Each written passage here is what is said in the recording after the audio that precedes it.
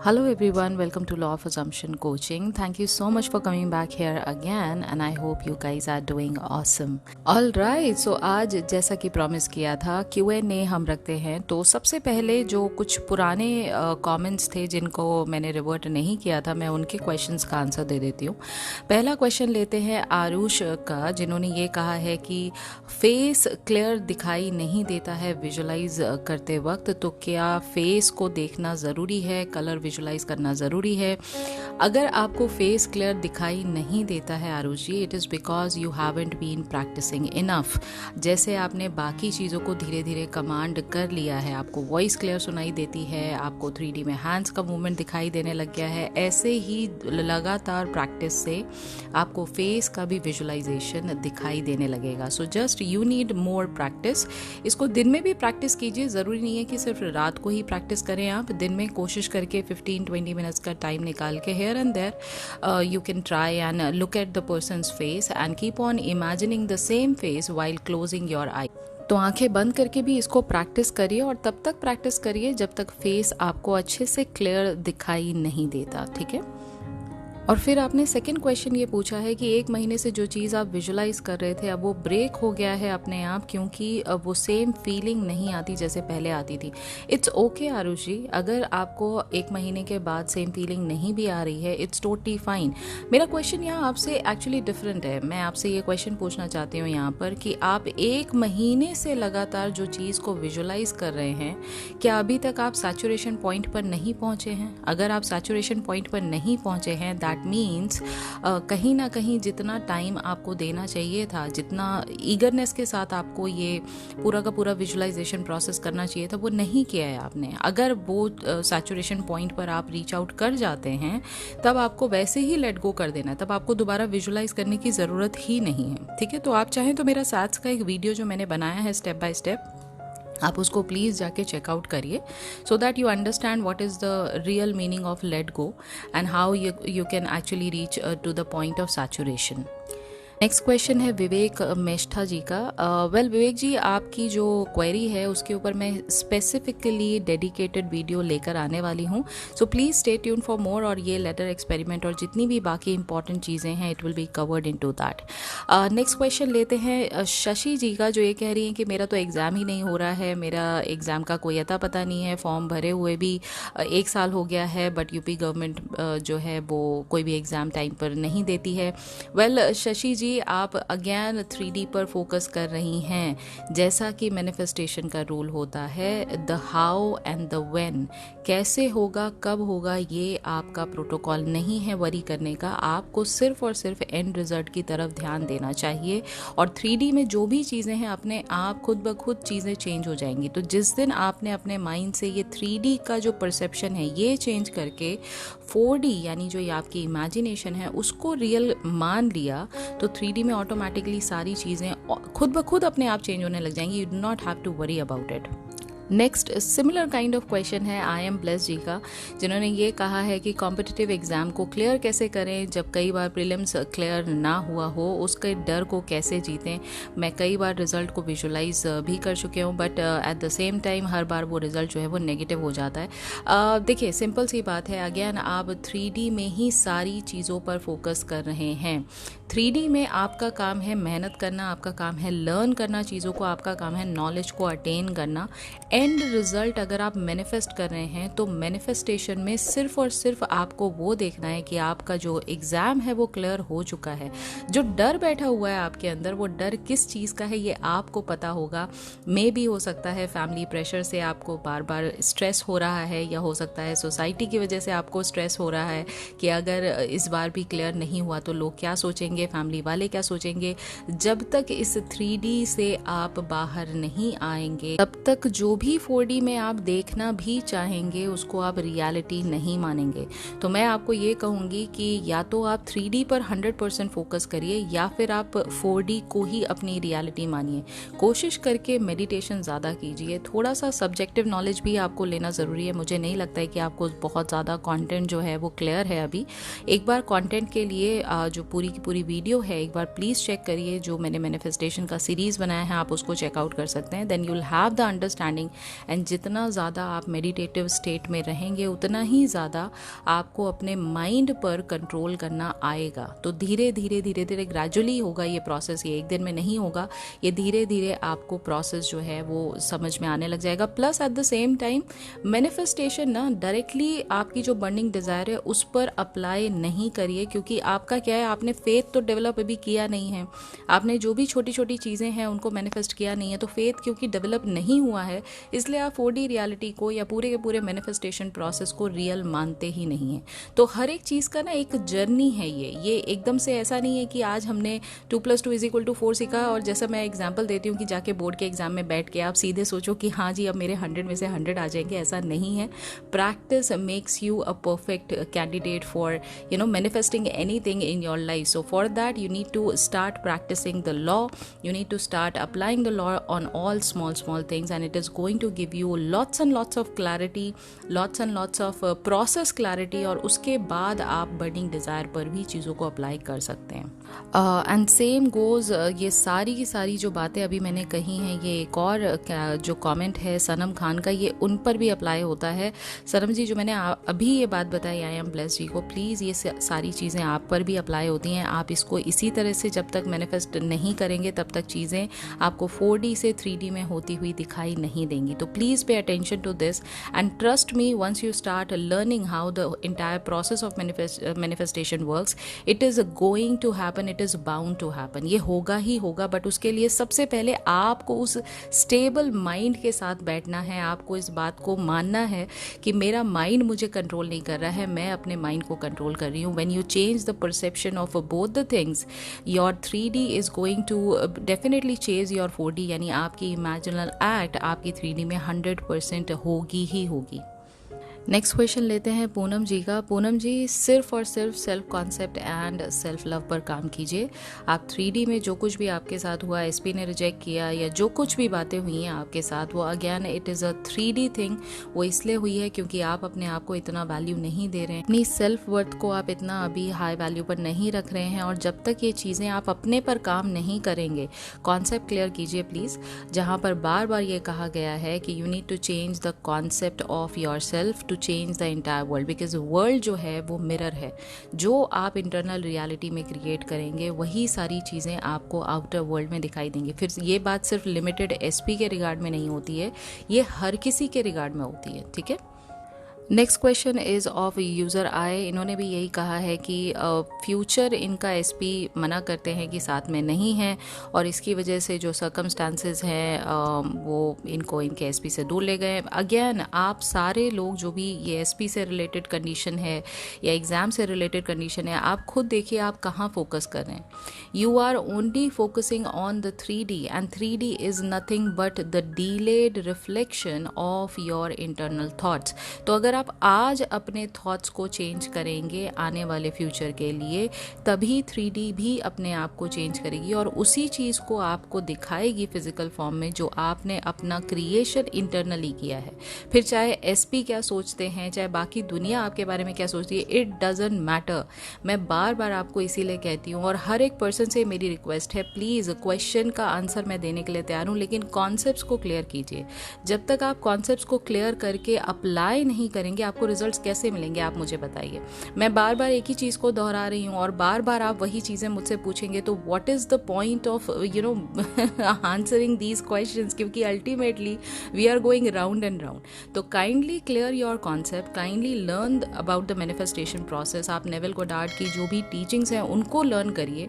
And बार बार जो कहा जाता है कि you need to only work on yourself, आप अपने आप को चेंज करेंगे, अपने आप की मेंटालिटी को चेंज करेंगे, सेल्फ परसेप्शन को चेंज करेंगे, सेल्फ वर्थ को चेंज करेंगे, खुद की जो वैल्यू है उसको अगर बढ़ाएंगे, things in your 3D is going to get change. आप जितने भी लोगों ने मुझसे अभी तक जिनके क्वेश्चंस के मैंने आंसर दिए हैं, I am 100% sure that you don't believe that you are the creator of your reality. आप अगर इस बात को मानते होते तो 3D में कभी इस तरह का फोकस होता ही नहीं आपका। अल्टीमेटली आप 3D से वैलिडेशन चाहते हैं कि जो हम कर रहे हैं ना, ये 3D हमें वैलिडेट कर दे। 3D से वैलिडेशन आपको लेने की कोई ज़रूरत ही नहीं है, क्योंकि 3D is your servant. Are you understanding what I'm trying to say? So please kindly, focus on your imaginal act, focus only on yourself, and things around you is going to get changed. That is what I'm telling you. Next question लेते हैं हर्षदा मिश्रा का। ये कहती हैं, I do have a burning desire, I am happily married to my SP, I have been living in my 4D only, I talk to him, I hug him, he is with me all the time, but ma'am I feel too exhausted from the past few days when I try to visualise, I have been doing it for months and now I don't feel like doing it any more, what can be done here, can you please guide? Of course you have been doing it from past many months, and now you have, if you have completely satisfied with your scene, if you have accepted this scene of yours that this is my reality, now is the point to let go, because अब आप saturation point पर पहुंच चुकी हैं। तो अब आपको क्या करना है, अब आपको इस बात को accept करके कि हाँ this is what my end is going to be, ये मेरी desired का end है जो कि आने वाले समय में मुझे दिखेगा ही दिखेगा। Right now I've seen the future, that's it, let it go, now let your subconscious mind do the work for you।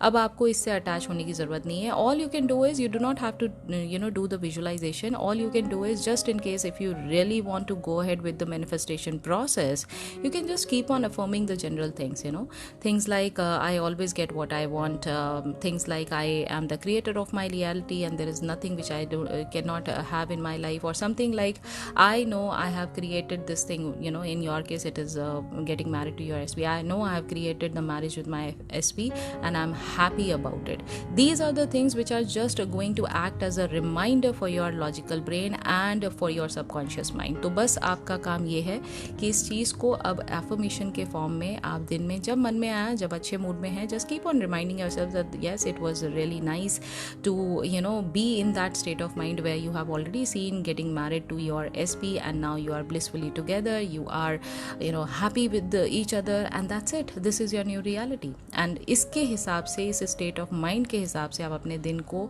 Regularly, जैसे आप you live your day regularly, you are going to do everything like that only।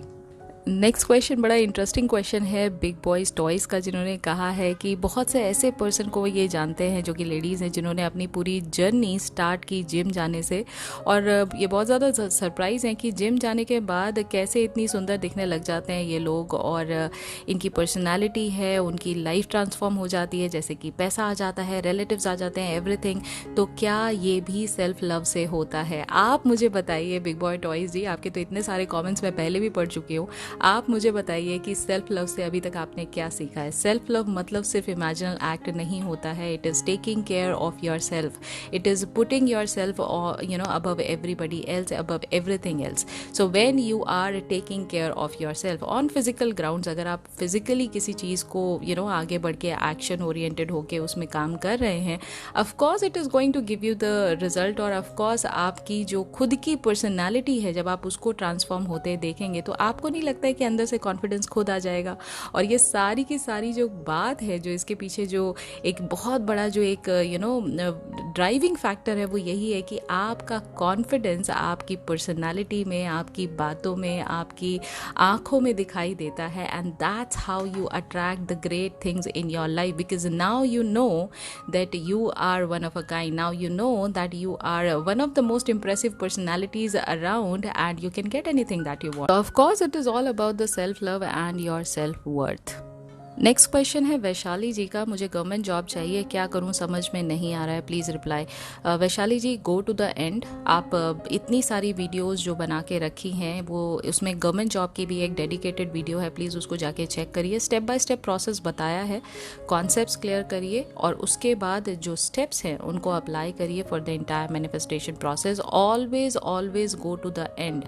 आपका end result क्या है आपकी desire का, which is in your case that you have already got the government job। now what kind of government job it is आपको पता होगा, तो आप उस चीज़ को एक बार वीडियो ज़रूर देखिए और देखने के बाद उसको स्टेप बाय स्टेप प्रोसेस को अप्लाई करिए and persist in it until it is going to come into your 3D reality। Next question बहुत ही यूनिक क्वेश्चन है फ्रॉम शालू शक्ति। इन्होंने कहा है कि अगर हम किसी को अपना लाइफ पार्टनर बनाना चाहते हैं और वो सेलिब्रिटी हो, तो क्या हम उनको मैनिफेस्ट कर सकते हैं, वो भी तब जब वो हमको जानते भी ना हो? इसका आंसर बताइए। तो शालू जी, आप पहले मुझे ये बताइए, सेलिब्रिटी जिस भी पर्सन को आप मानते हैं, वो किसने बनाया है उन्हें celebrity? It is you, right? Universe के लिए तो आप भी वही हैं, मतलब आप भी सेम इक्विवेलेंट पोजीशन पे हैं, और वो सो कॉल्ड जो सेलिब्रिटी है वो भी इक्विवेलेंट पोजीशन पे हैं। तो जो कुछ भी स्टेटस वाइज आपने सामने वाले पर्सन को इतना बड़ा ओहदा दिया है वो आपके हेड में है, यानी आपके मन में है, आपके जहन में है। अभी आप उनको these two these people are also like human beings, ये कोई बाहर से तो उठ के आए नहीं है, ऑब्वियस सी बात है। They also live the equivalent life, they also have the same food, वो वही पानी पीते हैं, वो वही खाना खाते हैं, तो कोई चेंज नहीं है। It is only the status जो आपको लगता है कि उनका बहुत ज़्यादा है, हमारा कुछ नहीं है। तो जब तक इस बात को आप अपने माइंड से नहीं निकालेंगे, obviously you are going to feel कि मेरी तो वैल्यू कुछ नहीं है, वो तो पर्सन सेलिब्रिटी है। बिल्कुल मैनिफेस्ट कर सकते हैं, बिकॉज किसी भी चीज़ को जो सबकॉन्शियस माइंड है उसके लिए सब चीज़ बराबर है। अगर आप 1 रुपी को मैनिफेस्ट कर सकते हैं तो आप 1 मिलियन रुपीज़ को भी उसी टेक्निक से, उसी स्टेट ऑफ माइंड से मैनिफेस्ट कर सकते हैं। तो अगर आप किसी भी एसपी को मैनिफेस्ट करना चाहते हैं, irrespective of their status, it is going to get manifested, वो चीज़ होगी ही होगी। Next question is from Manisha Singh. इन्होंने ये कहा है कि आई हैव अ क्वेश्चन, जैसे कि आपने बताया था कि हम 4D से 3D में डिलेड वे में चीज़ें मैनिफेस्ट करते हैं, और जो हमारे साथ आज हो रहा है वो हमारे पहले के थॉट्स की वजह से। अगर हम आज से ही अपने थॉट्स को बहुत ऑब्ज़र्व करके, पूरी कोशिश करके पॉजिटिव रखें, तो क्या ये पॉजिटिव चीज़ें जल्दी मैनिफेस्ट हो जाएंगी, और जो हमारे अभी तक के नेगेटिव थॉट्स या फिर वो भी अब आगे 3D को इन्फ्लुएंस कर सकते हैं। आई मीन सिर्फ अब ये पॉजिटिव थॉट्स ही आगे मैनिफेस्ट होंगे, या फिर नेगेटिव भी उस नेगेटिव नहीं होंगे, उसके लिए हमें क्या करना चाहिए? ओके मनीषा जी, मैंने जो आपसे कहा वो बिल्कुल ठीक कहा कि 3D is a delayed reflection of your 4D, लेकिन उसके साथ साथ मैंने आपको ये भी बताया था कि आपके डोमिनेंट थॉट्स जो हैं वही मैनिफेस्ट होते हैं। तो ऐसा नहीं है, we all are human beings, हम लोग कोई रोबोट्स नहीं हैं कि जिनके अंदर एक काइंड ऑफ फिक्स प्रोग्रामिंग है, वही चलती रहेगी, कोई नेगेटिव चीज़ आप सोचेंगे नहीं और सिर्फ पॉजिटिव चीज़ों को ही आप आगे बढ़ाते चले जाएंगे, ऐसा नहीं होता है। We all are humans. हमारा जो ये इमोशनल ग्राउंड है ना, जिसको हम चीज़ों को महसूस करते हैं, हम इमोशन फील करते हैं, हमें अच्छा भी लगता है, हमें बुरा भी लगता है, हम सैड भी होते हैं चीज़ों पे, यही एट्रीब्यूट हमें ह्यूमन बनाता है। ठीक है, तो पहली बात तो ये कि इसमें कोई बुराई नहीं है। अगर मान लीजिए कोई नेगेटिव थॉट्स आपके मन में आ भी रहे हैं, इसमें कोई बुराई नहीं है, because that is what is making you human. Okay, that's number 1। Number 2 is, जैसा मैंने कहा कि डोमिनेंट थॉट ही आपकी 3D रियलिटी में मैनिफेस्ट होता है। तो पूरे दिन में, इसका मैंने आंसर एक पुरानी जो वीडियो है उसमें भी दिया है, पूरे दिन में अगर आप 18 आवर्स अवेक हैं, उस 18 आवर्स में आपका स्टेट ऑफ माइंड पूरे दिन का कैसा है? Are you feeling like really happy about the day? Are you feeling neutral about the day? अगर आपका मोस्ट ऑफ द टाइम हर चीज़ में अच्छाई देख के, हर चीज़ में happy good feel factor feel करके अगर आप पूरा दिन निकालते हैं, तो डोमिनेंट स्टेट क्या हुआ आपका? डोमिनेंट स्टेट हुआ पॉजिटिव, राइट? और जब आपका पॉजिटिव डोमिनेंट स्टेट लगातार बरकरार रहता है तो चीज़ें लाइफ में पॉजिटिव ही होंगी। छोटी मोटी बातें तो आपकी डे टू डे लाइफ में लगी रहती हैं, तो उसके लिए आपको इतना परेशान होने की ज़रूरत नहीं है। ऐसा मैंने बिल्कुल नहीं कहा है कि हर दिन आपको सिर्फ पॉजिटिव सोचना है, हर थॉट को आपको पॉजिटिव रखना है। नहीं, मैंने आपको ये कहा कि डोमिनेंट थॉट आपका पूरे दिन क्या है। ऐसा तो नहीं है कि एक नेगेटिव बात जो आपके साथ एक इवेंट हो गया, एक कोई घटना घट गई आपके साथ, और उसी बात को आप पकड़ के सोच के उसको ओवर थिंकिंग करके आपने अपने मूड को ख़राब कर रखा है, आपका अपना जो स्टेट ऑफ माइंड है उसको ख़राब करके रखा हुआ है। इस चीज़ को आपको ऑब्जर्व करना है, और इसको कहते हैं ड्वेलिंग इन द स्टेट। तो अगर आप नेगेटिव स्टेट में ड्वेल नहीं कर रहे हैं, then it is totally fine, क्योंकि most of the time you are positive. तो ऑफकोर्स जो आपकी 3D रियलिटी है उसमें मैक्सिमम से मैक्सिमम चीज़ें आपकी लाइफ में पॉजिटिव ही होंगी, राइट? अब मैं लास्ट क्वेश्चन लूँगी माधवी जी का। माधवी जी ने ये पूछा है कि जब हमें कुछ चाहिए तो हम सीन क्रिएट करते हैं, तो 3D को इग्नोर करते हैं करके हमें जो चाहिए वो क्रिएट करने में ध्यान देते हैं, तो उस टाइम वो सीन क्रिएट करते समय हम कब दूसरी चीज़ें सोचने लगते हैं पता नहीं चलता, और हमारे सीन वहीं छूट जाते हैं। हम फोकस नहीं कर पाते, या ओवर थिंकिंग की वजह से इसमें क्या करना चाहिए, कैसे हम फोकस करके सीन क्रिएट करके फीलिंग और बिलीव के साथ। माधवी जी, मुझे आपका क्वेश्चन एक्चुअली बहुत ठीक से समझ में नहीं आया, लेकिन मैं ये समझ रही हूँ कि आपका फोकस बार बार हट जाता है आपके डिज़ायर्ड गोल से। आप शायद इस बारे में क्वेश्चन पूछना चाह रहे हैं और मैं इसी का आंसर आपको दे देती हूँ। देखिए, आपका बर्निंग डिज़ायर क्या है? बर्निंग डिज़ायर क्या मतलब होता है? बर्निंग डिज़ायर मतलब होता है जिस चीज़ को आप बहुत ज़्यादा दिलो जान से चाहते हैं कि ये मेरी लाइफ में होना ही होना चाहिए, ये मेरा प्राइम गोल है, ठीक है।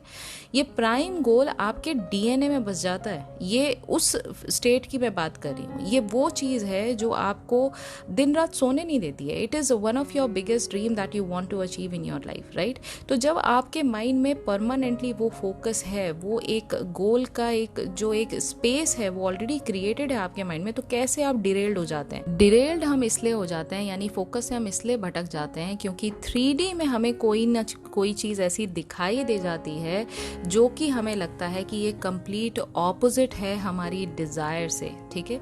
तो जब भी आप ऐसा फील करें, इसीलिए एक रूटीन जो होता है वो फॉलो करवाया जाता है। फिर वो आपका नाइट रूटीन जिसके अंदर आप सैट्स करते हैं, आप मॉर्निंग में उठते के साथ ही सैट्स करते हैं, दिन में आप उन्हीं चीज़ों से रिलेटेड अफर्म करते हैं। ये रूटीन को फॉलो करना चाहिए। जब आप रूटीन फॉलो करते हैं तो आप प्राइमरीली अपने फोकस को बार बार उसी जगह लेकर आते हैं जो आपका एंड गोल होता है। आप बार बार अपने माइंड को कंट्रोल करते हैं कि इन चीज़ों पर मत देखो जो 3D में है, उन चीज़ों को देखो जो आपने आने वाले समय में 3D में क्रिएट करना है, जो कि आप कहाँ क्रिएट करते हैं? आप करते हैं अपने इमेजिनेशन में क्रिएट। तो इस तरह से रूटीन को जब आप फॉलो करेंगे, there is nothing which is impossible. ये बहुत कॉमन सी बात है, क्योंकि मैंने कहा ना, बार बार मैं एक ही बात समझाती हूँ आपको। आपका जो फोकस है वो इसलिए भटकता है because you are way too involve in 3D, क्योंकि आप ये जानते ही नहीं हैं कि हमारे थॉट्स जो हैं, या एज अ क्रिएटर आपका काम है चीज़ों को एक्सपीरियंस करना। चीज़ों के पीछे भागने का काम नहीं है हमारा काम है चीज़ों को एक्सपीरियंस करना। कैसे? जब हम कोई चीज़ चाहते हैं उसको पहले क्रिएट करते हैं अपने मन में, उस क्रिएशन से हम सबसे ज़्यादा सेटिस्फैक्शन फील करते हैं, उसको फुलफिलमेंट को महसूस करते हैं, और तब जब ये क्रिएशन हमारे इंटरनल रियलिटी में हमें सेटिस्फाई कर देता है, तब हम 3D में उसको एक्चुअल फिजिकल रियलिटी में फील करते हैं। तो हमारा एज अ क्रिएटर का काम ये है। अब हम यहाँ सोचते हैं कि हम तो 3D के ही मतलब एक पार्टिसिपेंट हैं, तो हम हर चीज़ को 3D को ही रियल मान के और 3D में चीज़ों को देख देख के भटक जाते हैं। तो इस चीज़ को ट्रेन करने का काम एक रूटीन के तहत आप इसको अगर फॉलो करेंगे तो आपकी हर एक चीज़ प्राइमरीली बड़ी ही प्रिसाइज्ड फोकस के साथ आगे बढ़ेगी, ठीक है। सो आज के मैं क्वेश्चंस यहीं ख़त्म करती हूँ। बाकी के क्वेश्चंस अब मैं कल एक और वीडियो बना के आपको बाकी के क्वेश्चंस के आंसर दे दूँगी, बिकॉज क्वेश्चंस बहुत सारे हैं and I am happy that you people are actually enjoying the video and asking the questions. Please videos को, जो भी पुरानी वीडियोज़ हैं related to government job, related to exams, related to SP, related to physical attributes, मैंने सब topics पर video बनाया है। आप वीडियोज़ को पहले चेक कर लीजिए, आपको 99% आंसर्स आपको वहीं मिल जाएंगे। लेकिन फिर भी कोई क्वेश्चन आपका है तो आप यहाँ लिख सकते हैं और मैं हर एक क्वेश्चन को एड्रेस भी करती हूँ और आंसर भी देती हूँ। बट प्लीज़ कॉन्टेक्स्ट को पहले क्लियर कर लिया कीजिए, तो मुझे भी अच्छा लगेगा, मुझे भी बहुत मज़ा आएगा आपको रिप्लाई करने में। तो that is the only request which I wanted to make. बाकी के question I am definitely going to answer tomorrow. And yes, I hope you like today's video, and in case if you did, do not forget to give it a big fat thumbs up. आपने अगर अभी तक मुझे Instagram पे follow नहीं किया है तो डेली डोज ऑफ नेविल के लिए आप मुझे वहाँ भी फॉलो कर सकते हैं। My Instagram handle is law of assumption coaching, and please do like, share and subscribe. जितना ज़्यादा लाइक करेंगे, जितना ज़्यादा सब्सक्राइब करेंगे, लोगों तक ये वीडियोस पहुंचेंगी, उनकी भी लाइफ में बहुत ज़्यादा चेंजेस आएंगे ये लॉ ऑफ अजम्पशन को अप्लाई करके। तो yes, that's it, I will be meeting you tomorrow. तब तक अपना ख्याल रखिए एंड हैप्पी मैनिफेस्टिंग।